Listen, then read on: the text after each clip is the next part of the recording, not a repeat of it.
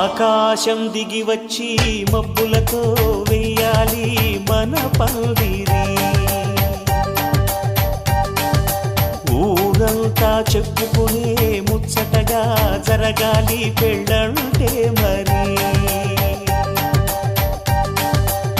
చెరిసగమవమని మనసులు కలుపుతూ తెర తెరిచిన తరుణం. ఇది వరకెరగని వరసలు కలుపుతూ మురిసిన బంధుజనం.